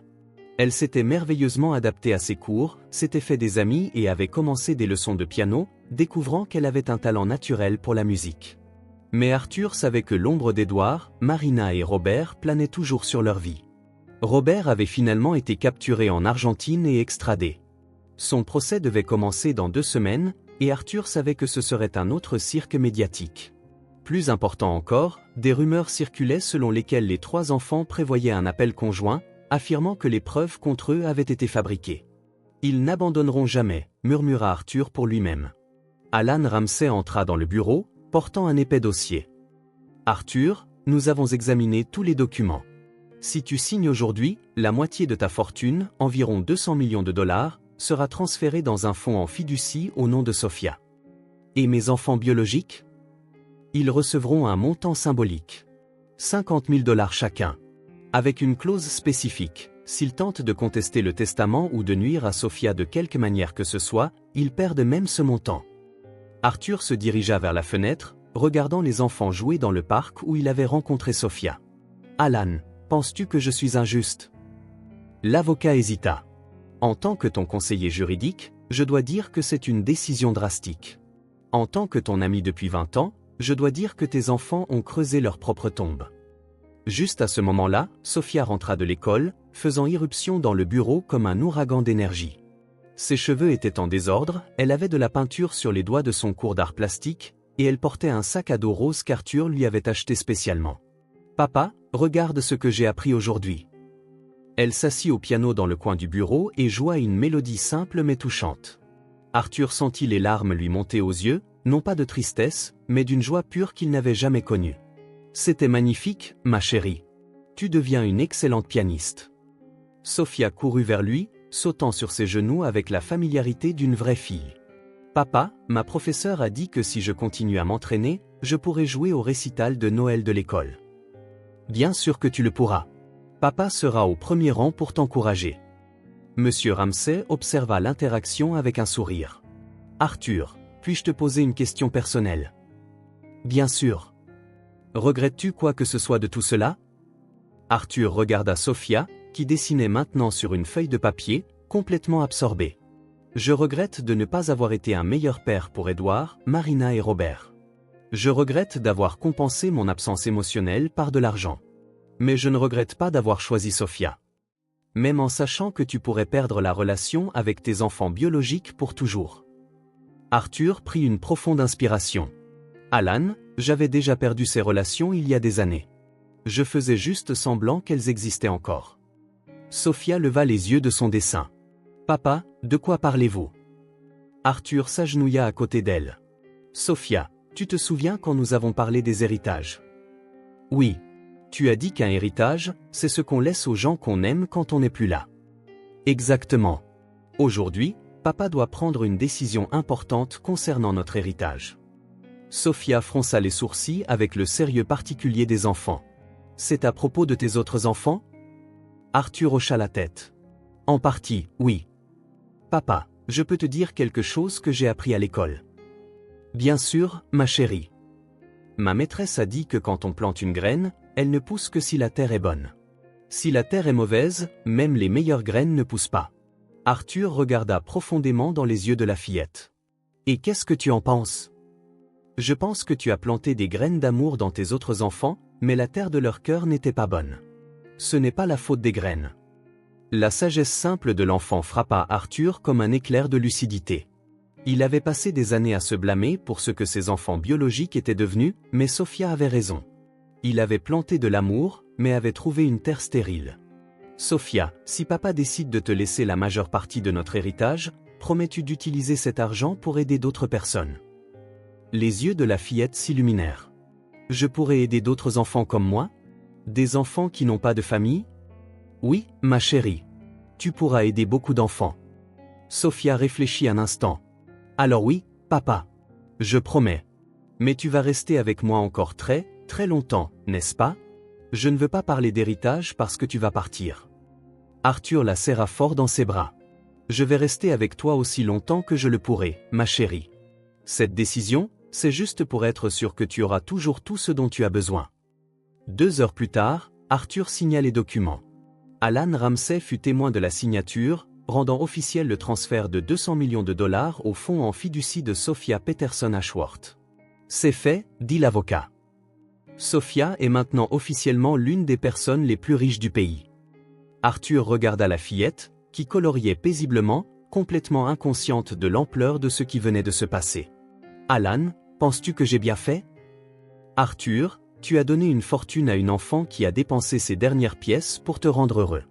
Si ce n'est pas de la justice poétique, je ne sais pas ce que c'est. » Ce soir-là, pendant le dîner, Sophia posa une question qui surprit Arthur. « Papa, tes autres enfants vont-ils être très en colère quand ils apprendront pour l'héritage? » Arthur songea à mentir, mais décida d'être honnête. Probablement, oui, ma chérie. Vont-ils essayer de me faire du mal à nouveau? La question brisa le cœur d'Arthur. Sophia, je te protégerai toujours. Et maintenant, tu as les ressources pour te protéger aussi. Sophia hocha la tête, pensive. Papa, je peux te dire un secret? Bien sûr. Je me fiche de l'argent. Je me soucie seulement que tu m'aies choisi pour être ta fille. Arthur sentit des larmes couler sur ses joues. Sophia, tu m'as sauvé. Je mourais de solitude et tu m'as ramené à la vie. Et tu m'as sauvé de la rue. Je suppose qu'on s'est sauvé l'un l'autre. En couchant Sophia, Arthur réfléchit au voyage qui les avait menés jusqu'ici. Il avait perdu 3 enfants biologiques, mais avait gagné une fille de cœur.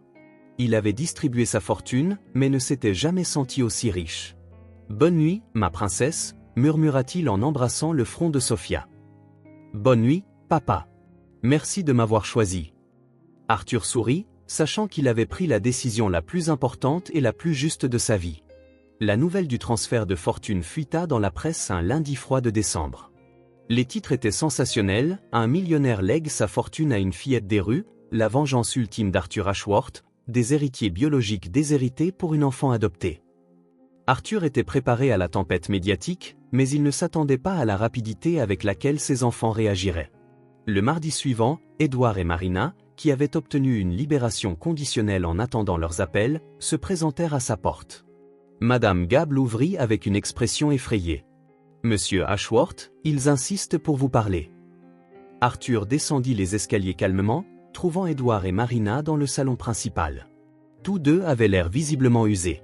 Edward avait perdu du poids, Marina avait de profondes cernes, et tous deux portaient la marque indubitable des personnes désespérées. « Où est Sophia ?» demanda immédiatement Arthur. « À l'école, répondit Marina. « Papa, il faut qu'on parle. Tu ne peux pas avoir fait ça. » Arthur resta debout, refusant de s'asseoir. « Fais quoi? Assurer l'avenir de ma fille ?» Edward explosa. « Ta fille? Papa, tu connais cet enfant depuis moins d'1 an. Nous sommes tes enfants depuis des décennies. Et en des décennies, combien de fois m'avez-vous montré un amour sincère? » Marina tenta une approche plus émotionnelle. « Papa, nous avons fait des erreurs. D'énormes erreurs. Mais nous sommes une famille. Ta propre chair et ton propre sang. » Arthur rit amèrement. « Une famille? Marina, tu as torturé une enfant de 6 ans. Tu as prévu de la faire disparaître pour toujours. Quel genre de monstre ai-je élevé? » Papa, nous étions désespérés, se défendit Edward. Tu étais devenu fou en adoptant une étrangère. Une étrangère? Cria Arthur, perdant finalement son sang-froid. Sophia est la fille de Carl Peterson. Un homme que vous avez détruit. C'est une victime de votre propre cruauté. Le silence qui suivit était lourd de tension. Marina et Edward s'échangèrent un regard, réalisant qu'Arthur en savait beaucoup plus qu'il ne l'avait imaginé. Papa, dit Marina d'une voix tremblante, qu'attends-tu de nous? Je veux que vous disparaissiez de nos vies. Pour toujours. Nos vies, répéta Edward avec dédain. Papa, tu as 71 ans. Quand tu mourras, cette fille héritera de 200 millions de dollars. Ne vois-tu pas à quel point c'est absurde? Arthur se retourna, les yeux brillants d'une fureur froide. L'absurdité, Edward, c'est qu'une enfant de 6 ans a plus de caractère que mes 3 enfants adultes réunis. Juste à ce moment-là, Sophia rentra de l'école, entrant par la porte de derrière comme elle le faisait toujours. Elle s'arrêta dans le couloir en entendant des voix s'élever dans le salon. « Sophia, va dans ta chambre, » dit rapidement Arthur. Mais Marina se leva. « Non, papa. Elle devrait entendre ça. » Marine, prévint Arthur. « Sophia, » appela Marina. « Viens ici, ma chérie. » Sophia entra dans la pièce avec hésitation, clairement mal à l'aise en présence d'Edward et de Marina. Elle se plaça à côté d'Arthur, lui tenant la main. « Sophia, » dit Marina avec un sourire forcé, « sais-tu combien d'argent mon père t'a donné ?» Marina, arrête ça, ordonna Arthur. 200 millions de dollars, Sophia. Sais-tu combien d'argent c'est? Sophia regarda Arthur, confuse. C'est beaucoup? C'est plus d'argent que la plupart des gens ne voient dans toute leur vie, poursuivit Marina. Et mon père a tout donné à toi. Une enfant qu'il connaît depuis moins d'1 an. Sophia traita l'information lentement. Monsieur Arthur, dit-elle la vérité? Arthur s'agenouilla à côté de Sophia. Oui, ma chérie. Papa voulait s'assurer. Sophia resta silencieuse un moment, puis regarda Marina et Édouard. Êtes-vous en colère parce que papa m'a donné de l'argent? Nous sommes en colère, dit froidement Édouard, parce que cet argent devrait être à nous. Nous sommes ses enfants légitimes. Sophia fronça les sourcils. Mais vous n'aimez pas papa. Que veux-tu dire par « nous ne l'aimons pas » demanda Marina sur la défensive. Vous ne lui avez jamais rendu visite. Vous n'avez jamais appelé. Il était triste et seul. Les enfants qui aiment leurs parents ne font pas ça. La simplicité de la logique de l'enfant coupa plus profondément que n'importe quel argument sophistiqué. Édouard perdit patience. Sophia, tu ne comprends pas. Tu es une gamine des rues qui a eu de la chance. Nous sommes sa vraie famille. Sophia regarda Édouard avec une profonde tristesse dans les yeux. Monsieur Édouard, la vraie famille, c'est qui vous aime, pas qui est né dans la même maison. Tu es manipulé, explosa Marina. Une enfant de 6 ans ne parle pas comme ça. Assez. Arthur se leva, se plaçant de manière protectrice devant Sophia. Sortez de ma maison. Maintenant. Édouard fit un pas menaçant en avant. Papa, ce n'est pas fini. Nous allons contester cela au tribunal. Nous prouverons que tu es mentalement incompétent. Faites ce que vous voulez, répondit calmement Arthur. Mais faites-le loin de nous. Marina tenta un dernier pari. Papa, et si nous proposions un accord? Nous partageons l'héritage 50-50e. 100 millions pour Sophia, 100 millions pour nous trois. Arthur regarda Sophia, qui secoua la tête. Non, papa, dit doucement Sophia, je ne veux pas de leur argent. Je te veux juste, toi. Arthur sourit, prenant Sophia dans ses bras. Vous l'avez entendu. Ma fille ne veut rien qui vienne de vous. Édouard et Marina sortirent en trompe de la maison, criant des menaces et des promesses de bataille juridique. Mais Arthur ne s'en souciait plus. Il avait trouvé sa vraie famille. Ce soir-là, au dîner, Sophia posa une question réfléchie. Papa, pourront-ils me prendre l'argent? Arthur prit la main de la fillette. Sophia, même s'il le pouvait, est-ce que ça changerait quelque chose entre nous? Sophia secoua la tête. Non. J'étais déjà riche avant l'argent. Comment ça? J'étais riche parce que je t'avais comme papa. Des larmes de fierté et d'amour coulèrent sur le visage d'Arthur.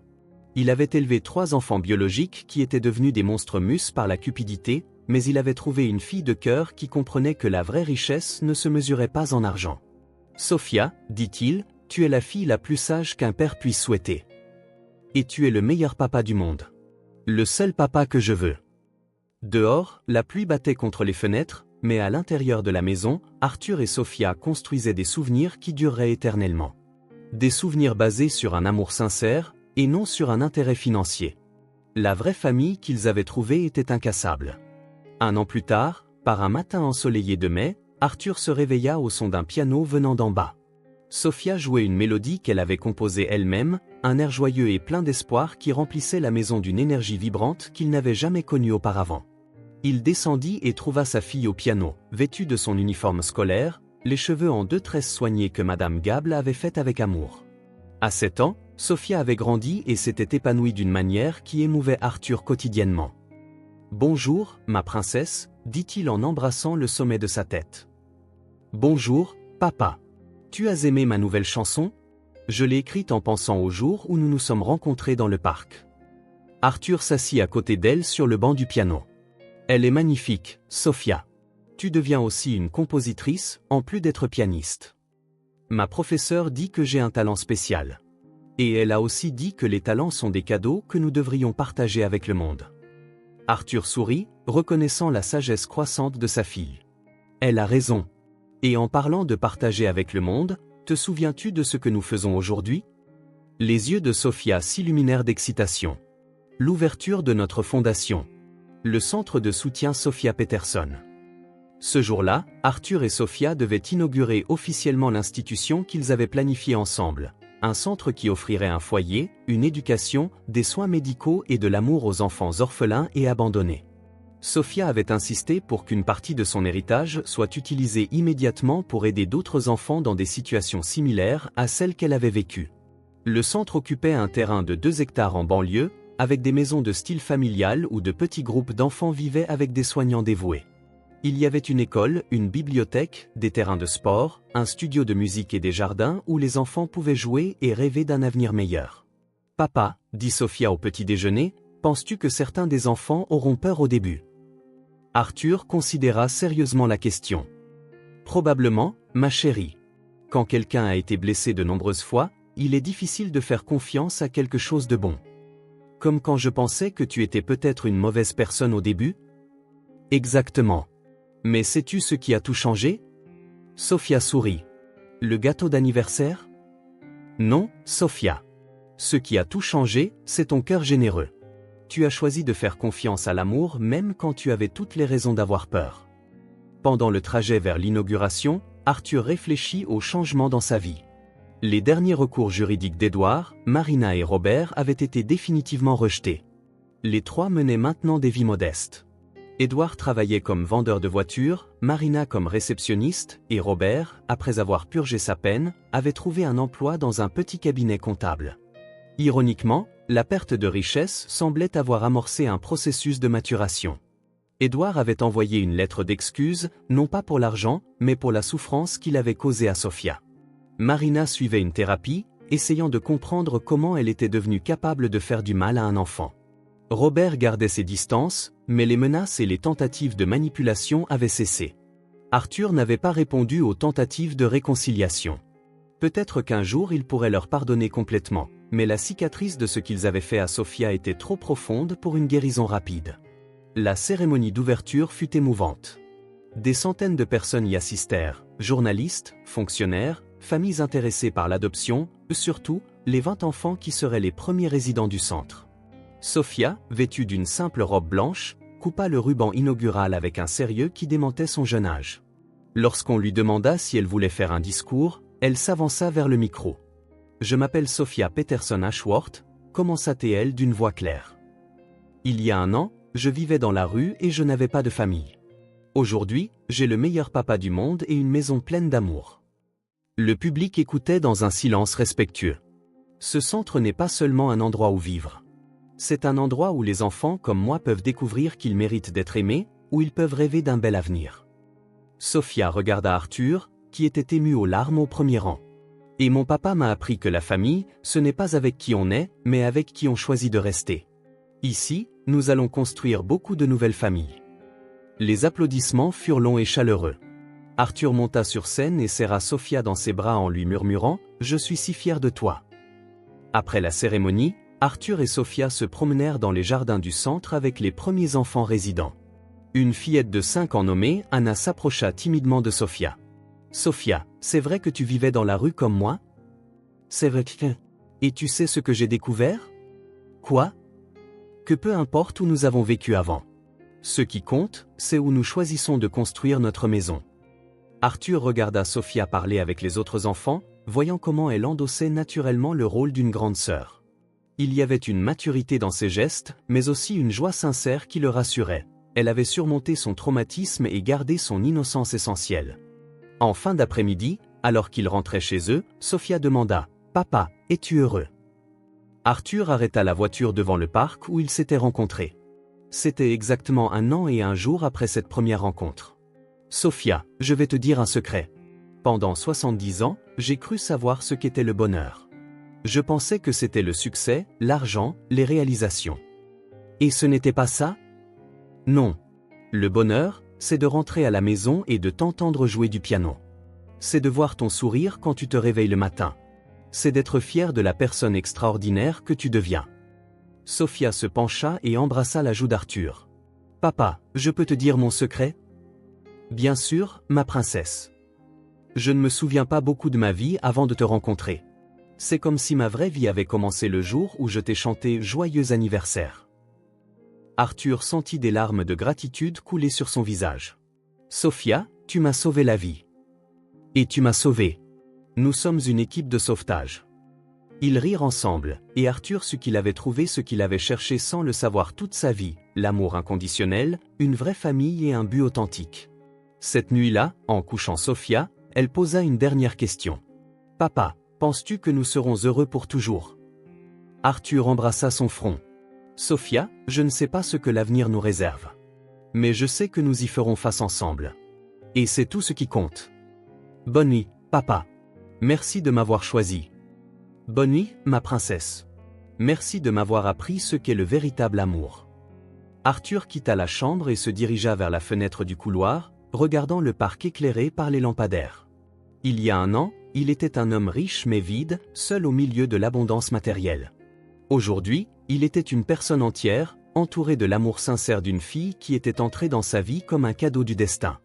Il avait perdu une fortune et 3 enfants biologiques, mais avait gagné quelque chose d'infiniment plus précieux, une famille construite sur le choix d'aimer, et non sur l'obligation du sang. Le parc, autrefois symbole de sa solitude, représentait maintenant l'endroit où sa vraie vie avait commencé, où une fillette de 6 ans avait montré que l'amour le plus pur vient des cœurs les plus improbables. Arthur sourit, sachant qu'il avait appris la leçon la plus importante de la vie. Parfois, il faut tout perdre pour découvrir ce qui compte vraiment. Et ce qui compte vraiment ne peut être ni acheté, ni vendu, ni hérité, seulement offert librement par ceux qui sont assez courageux pour aimer sans condition. Le véritable héritage qu'Arthur laisserait au monde ne serait pas dans l'argent, mais dans l'exemple qu'il n'est jamais trop tard pour recommencer, jamais trop tard pour choisir l'amour, et jamais trop tard pour trouver la famille que votre cœur a toujours cherchée.